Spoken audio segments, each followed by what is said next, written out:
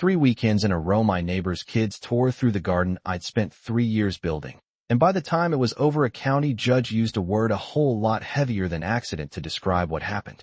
The weird part is, if you'd asked me before all this started whether I was the kind of guy who'd end up standing in small claims court holding tomato receipts like they were legal exhibits, I would have laughed and told you absolutely not. But life has a funny way of dragging you into battles you never planned for.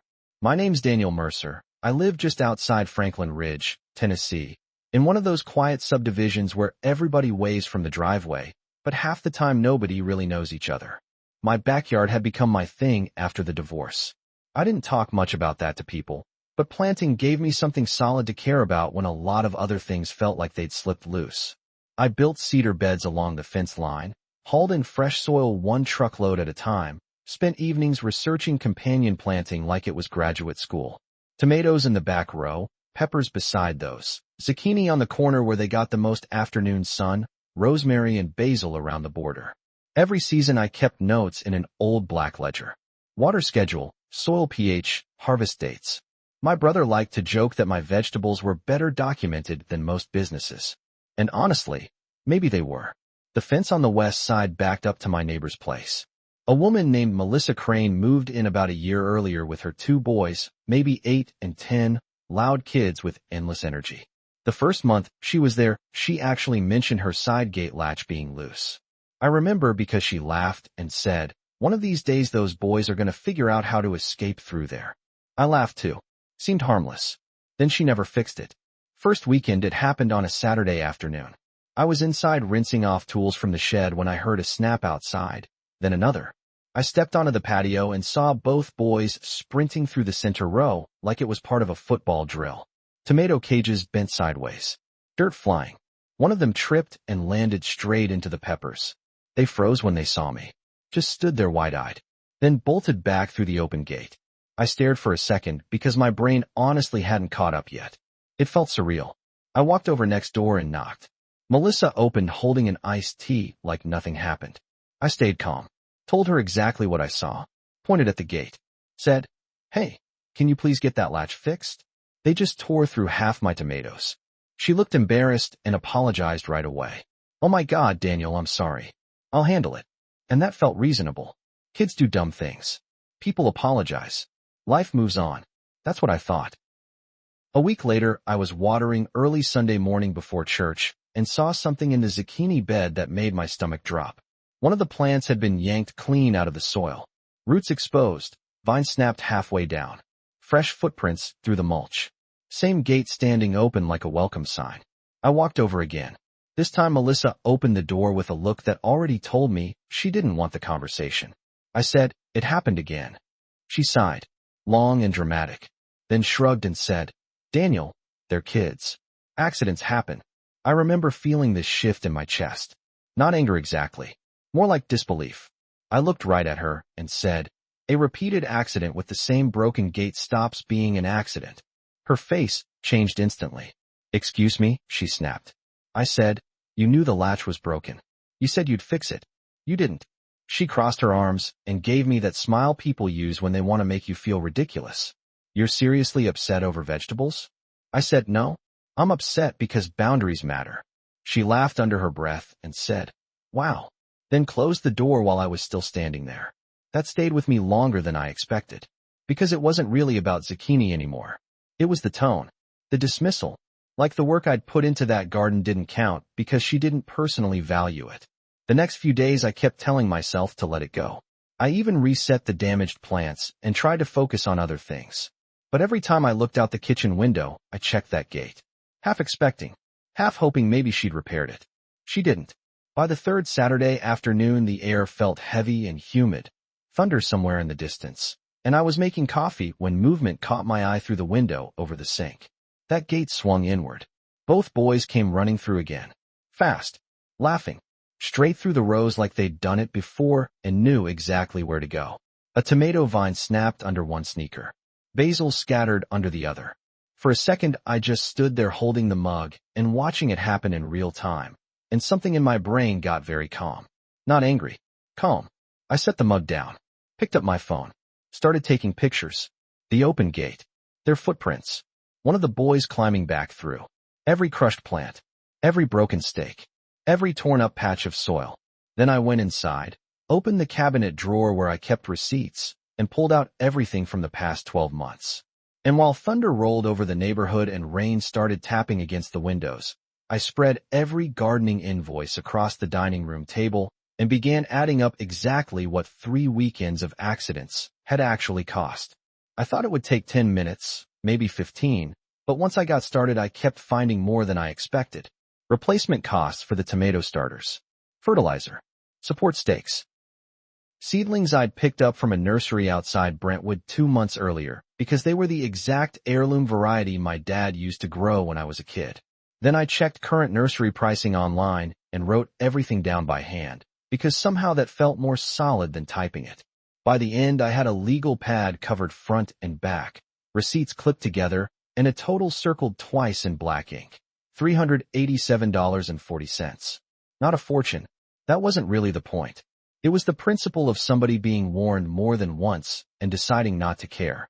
So I typed up an invoice, itemized everything cleanly, added copies of the photos, and mailed it certified with a 14-day payment deadline. I kept my own copy in a folder. My brother Nate called that evening, and I told him what happened. He laughed and said, "Man, only you could turn tomatoes into evidence." I laughed too, but I also told him, "I'm serious." He got quiet and said, "Yeah, I know." For days later, I saw Melissa in her driveway loading groceries into the back of her SUV. She saw me too. Didn't wave. Didn't smile. Just slammed the hatch and went inside. A week after that, the certified envelope came back signed. She had definitely received it. Then 2 days later, I found her response taped to my mailbox. Not mailed. Not even in an envelope. Just a folded notebook page with my name written on the outside. I still remember reading it standing there in the driveway. "Daniel, this is ridiculous. Children playing outside is not destruction, and no reasonable person invoices a neighbor over vegetables. I will not be paying this." That was it. No apology. No mention of the gate. No acknowledgement of anything. Just contempt. I stood there longer than I needed to, the paper crinkling in my hand. And weirdly, what hit me hardest wasn't anger.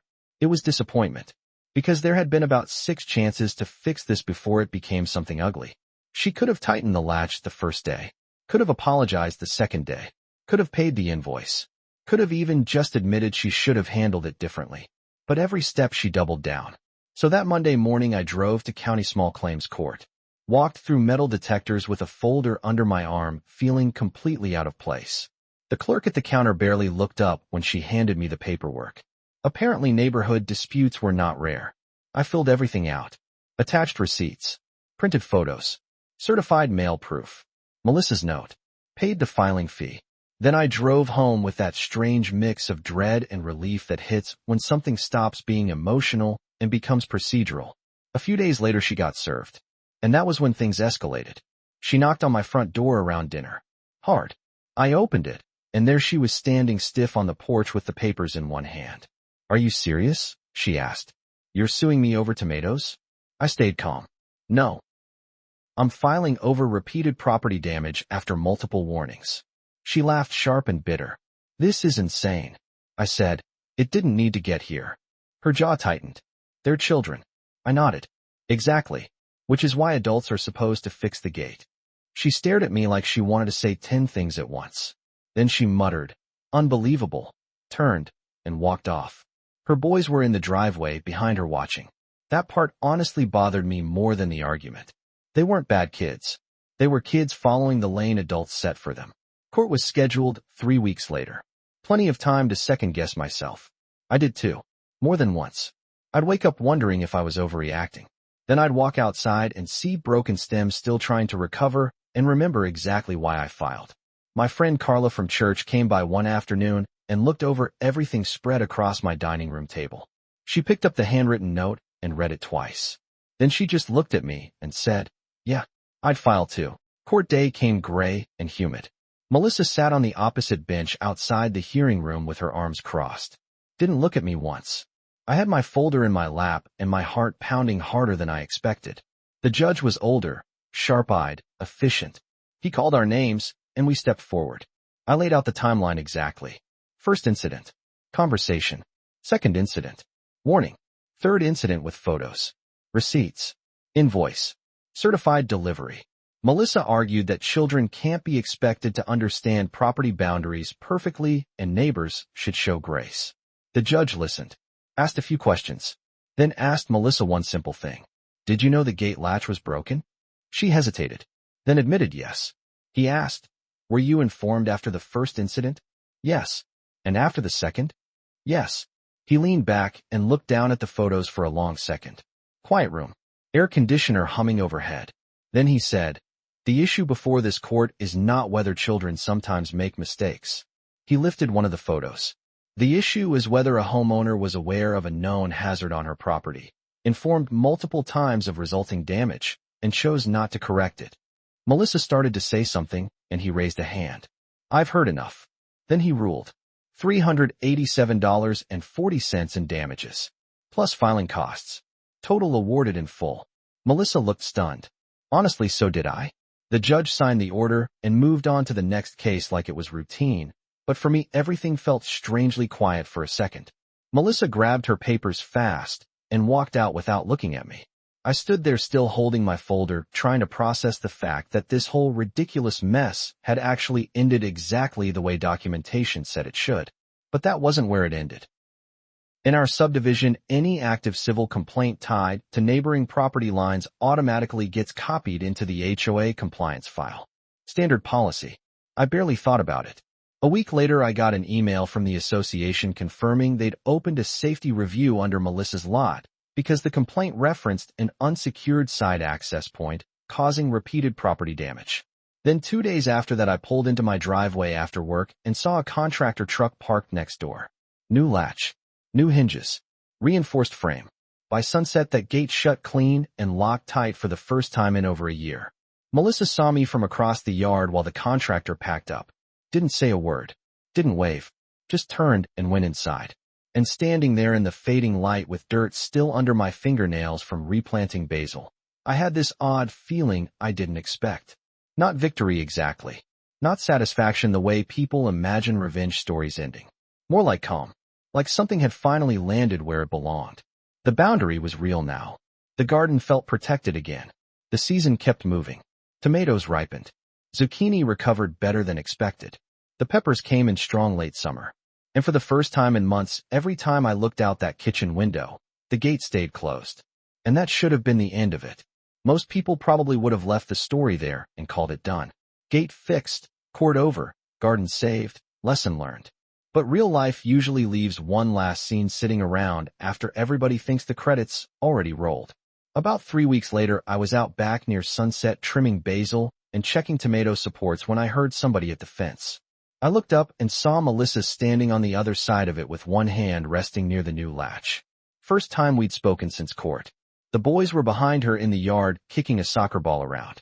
She looked uncomfortable, which honestly surprised me because uncomfortable had never really been her style. She cleared her throat and said, they wanted to apologize. The boys walked forward.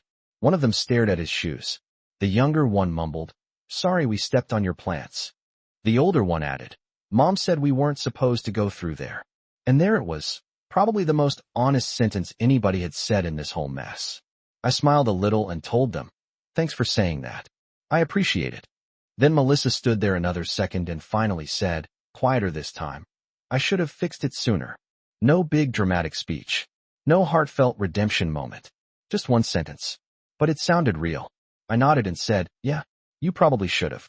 She gave this awkward half laugh like she knew she earned that answer. Then she turned back toward her patio, and that was that.